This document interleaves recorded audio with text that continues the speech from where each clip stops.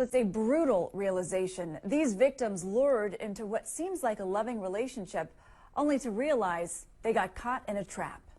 Margaret Look is busy in the kitchen of her San Jose home, but the only food is in the pictures on the wall. I hardly cook because I'm alone. Instead, her kitchen is overwhelmed with paperwork, bank statements, and wire transfer documents. 15,000. The remains of a heartless scam that took nearly $1 million of her money, leaving Margaret with almost nothing to live on. Why? I'm so stupid. I let him scam me. I was really, really depressed. I have a garden here. Margaret looks out over the balcony of the two-bedroom condo she bought for retirement, fearing she will lose that too. All my money is gone to the scammer. Her quiet life was upended last May when a friend connected her with a man on Facebook. She was browsing and then she said, oh, this is a nice guy. You just say hi to him. And then you say, oh, how are you? Where are you from?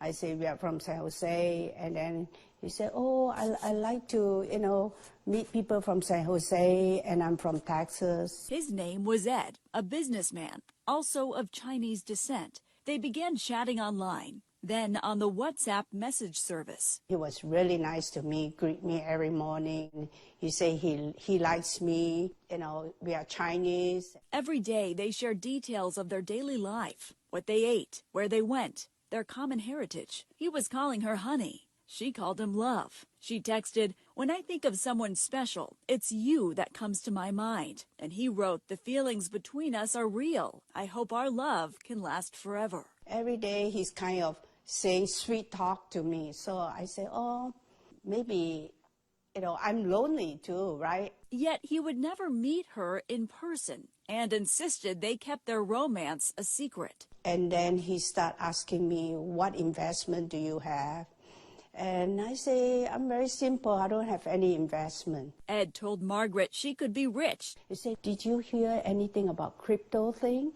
Why don't I give you 15,000 to invest? So I said, no, I have 15,000. He guided her to wire her money into an online account and then log into a crypto investment site. I went into the platform to trade 15,000. I make about 24,000. The app showed she earned a big profit in seconds. Ed told Margaret to invest more. And just trust me, I will make $1 million over for you. So she wired $120,000 from her IRA account into Discover Bank and then to the online account. Again, the app showed big profits. And he said, oh, no, now you have to put 490. Then I say, why so much? Ed told her she had to keep investing to reach their $5 million goal. Reluctantly, she wired another $490,000 from her IRA account. Again, her money seemed to grow. Ed told her she could make even more. I'm a simple person.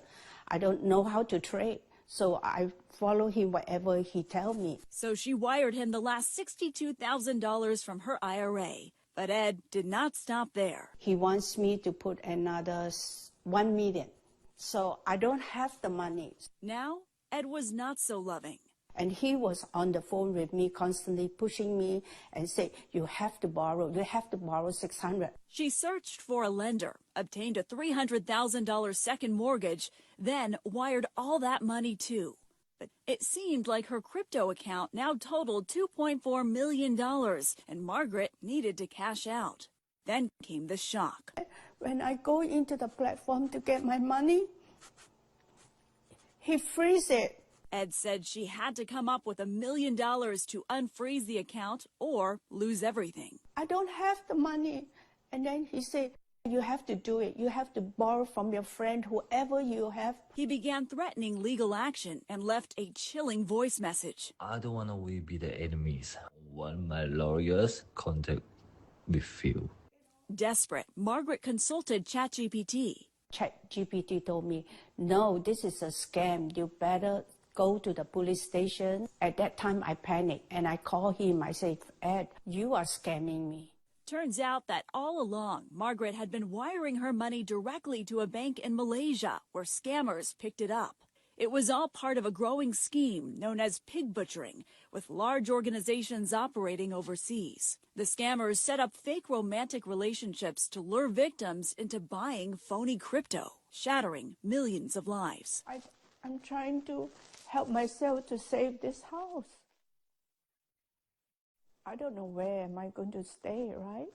Margaret lost not only her savings, but now faces a huge tax bill for withdrawing all the funds out of her IRA account at once.